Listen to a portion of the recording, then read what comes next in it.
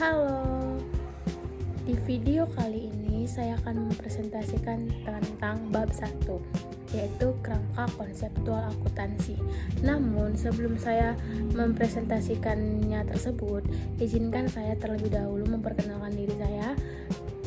Perkenalkan, nama saya Marieta Gina Bersembiring dengan NPM 225428001, Prodi Ekonomi, jurusan akuntansi.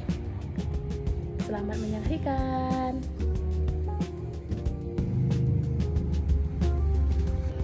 Baik, di sini saya akan membahas bab 1, kerangka konseptual akuntansi. Apakah akuntansi itu? Akuntansi adalah sistem penghasil informasi keuangan bagi pihak-pihak yang berkepentingan dengan aktivitas ekonomi dan kondisi keuangan suatu perusahaan. Akuntansi memiliki tujuan yaitu menghasilkan informasi keuangan badan usaha yang relevan dengan kebutuhan pemakaiannya. 3 aktivitas akuntansi. Aktivitas akuntansi dapat dipilah menjadi 3 aktivitas utama, yaitu yang pertama pengidentifikasian, yang kedua pencatatan, dan yang ketiga itu pelaporan. Penjelasan tentang pengidentifikasian. Jika merupakan transaksi usaha, maka harus dicatat sebagian dari proses akuntansi. Jika bukan merupakan transaksi usaha, maka tidak perlu dicatat. Semua proses pengidentifikasian aktivitas perusahaan harus didasarkan pada bukti transaksi atau dokumen yang sah. Penjelasan mengenai pencatatan.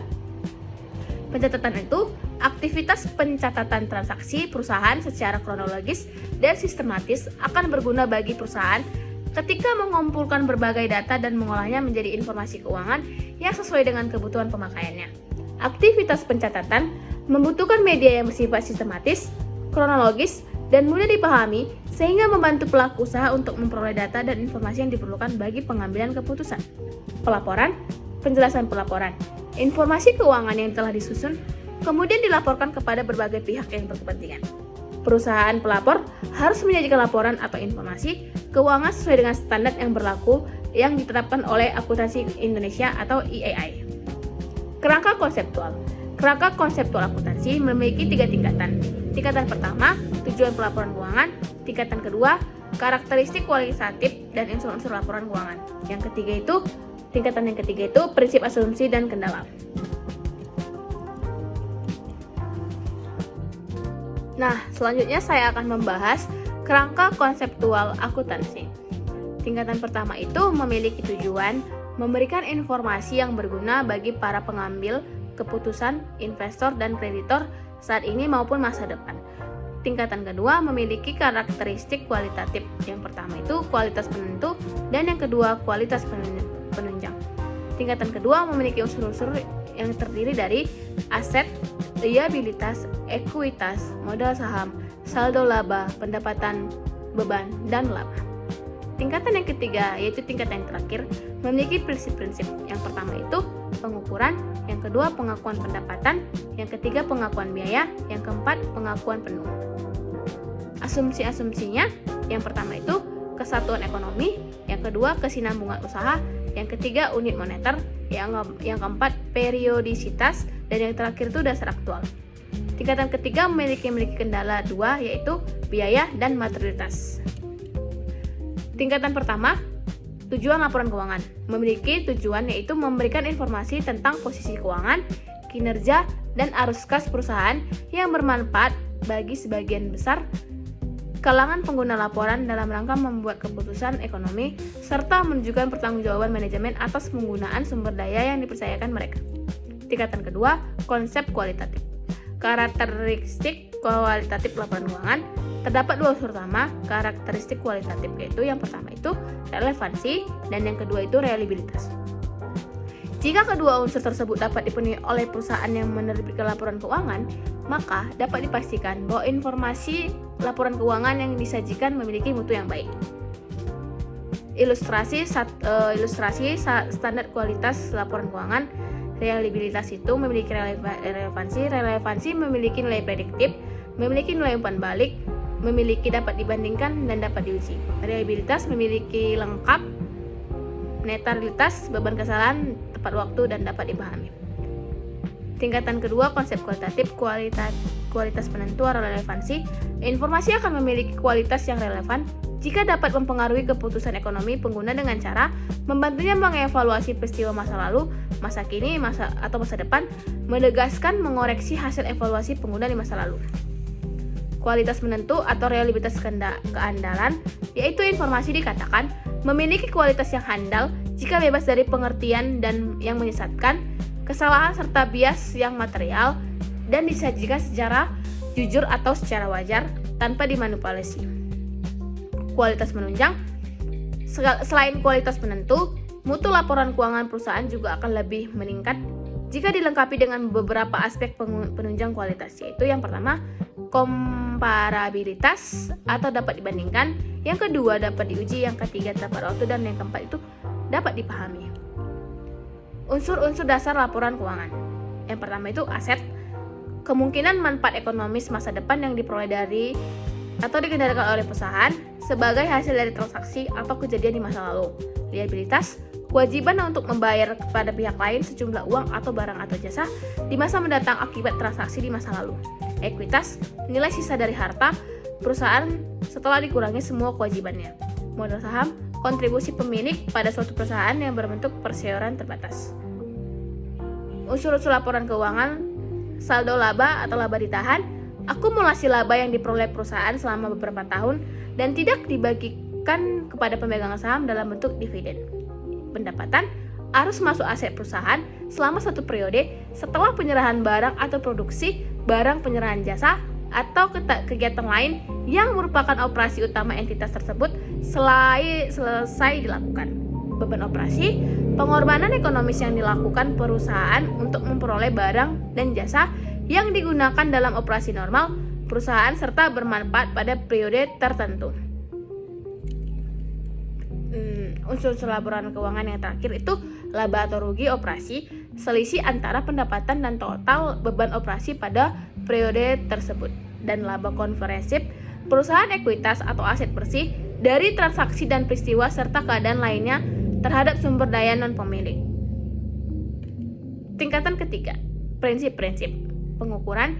Prinsip pengukuran merupakan kombinasi antara prinsip biaya dan prinsip nilai wajar. Sebagian besar aset dan liabilitas atau kewajiban akan dicatat dan dilaporkan berdasarkan harga perolehannya, yaitu seluruh uang yang dikeluarkan sampai suatu saat aset siap digunakan atau suatu liabilitas atau kewajiban diterima dan dapat digunakan atau disebut juga prinsip biaya historis. Dengan menggunakan biaya historis, maka nilai aset atau liabilitas atau kewajiban dapat dibuktikan dengan dokumen transaksi yang ada sehingga menjadi jelas nilai atau harga perolehannya. Pengakuan pendapatan, penetapan waktu atau timing, dicatat dan diperhitungkannya pendapatan oleh perusahaan, selain juga merupakan ketetapan tentang kapan pendapatan yang menjadi hak perusahaan dapat diakui oleh institusi tersebut. Pengungkapan penuh itu mengungkapkan secara penuh informasi keuangan suatu entitas untuk memengaruhi penilaian dan keputusan pengguna yang diinformasikan. Diberikan melalui yang pertama, laporan keuangan, yang kedua, catatan atas laporan keuangan, dan yang terakhir itu informasi tambahan. Asumsi-asumsinya itu yaitu kesatuan ekonomi. Suatu perusahaan dipandang sebagai unit pertanggungjawaban yang terpisah dari pemiliknya atau dari unit usaha lainnya. Kesinambungan usaha, suatu unit usaha didirikan untuk beroperasi secara berkesinambungan. Unit moneter, setiap transaksi harus dicatat dengan menggunakan satuan moneter atau uang. Periodisitas, informasi keuangan semua aktivitas perusahaan tetap harus dilaporkan secara periodik atau berkala. Dasar akrual, perusahaan harus menyusun laporan keuangan atau dasar akrual pada periode terjadinya. Kendala biaya menghasilkan informasi keuangan harus diperhitungkan terhadap manfaat yang akan diterimanya. Materialitas, suatu pos akan dinyatakan material jika penyajian atau penghapusannya mempengaruhi atau mengubah penilaian dan keputusan pihak lain. Contoh unsur laporan keuangan. Aset, contohnya itu kas piutang persediaan gedung. Liabilitas, contohnya itu utang bank, utang dagang. Ekuitas itu contohnya modal pemilik. Pendapatan itu contohnya penjualan barang. Beban itu contohnya gaji karyawan, listrik, air. Laba, contohnya itu pendapatan lebih besar daripada beban. Contoh asumsi dasar akuntansi. Kesatuan ekonomi, contohnya itu uang pribadi pemilik tidak boleh dicampur dengan uang perusahaan. kesinambungan usaha, perusahaan dianggap akan terus beroperasi sehingga aset dicatat untuk digunakan, bukan untuk segera dijual. Unit moneter, semua transaksi dicatat dalam satuan rupiah. Periodisitas, laporan keuangan dibuat setiap bulan atau setiap tahun. Dasar akrual, pendapatan dicatat saat diperoleh walaupun uangnya belum diterima. Beban dicatat saat terjadi walaupun belum dibayar. Contoh prinsip akuntansi, pengukuran, perusahaan membeli kendaraan seharga 250 juta, kendaraan tersebut dicatat sebesar harga perolehannya.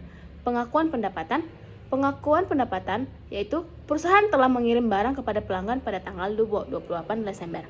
Pendapatan tetap diakui pada bulan Desember meskipun pembayarannya diterima bulan Januari. Pengakuan beban, listrik bulan Desember tetap diakui sebagai bahan Desember walaupun dibayar pada Januari. Pengungkapan penuh itu, contohnya, jika perusahaan memiliki utang jangka panjang yang besar, informasi tersebut harus dijelaskan dalam catatan laporan keuangan agar pengguna memahami kondisi perusahaan. Contoh kendala dalam akuntansi, kendala biaya itu contohnya, jangan mengeluarkan biaya audit 100 juta hanya untuk memeriksa aset yang nilainya 10 juta.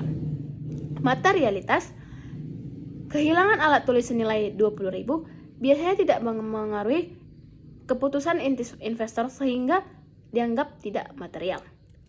Kesimpulan dari kerangka konseptual akuntansi itu merupakan dasar dalam penyusunan laporan keuangan yang berkualitas. Kerangka ini membantu perusahaan menghasilkan informasi yang relevan, andal, dapat dibandingkan, mudah dipahami, dan tepat waktu, sehingga pengguna laporan keuangan dapat mengambil keputusan ekonomi dengan baik. Baik, sekian presentasi dari saya mengenai kerangka konseptual akuntansi. Terima kasih. Bye-bye.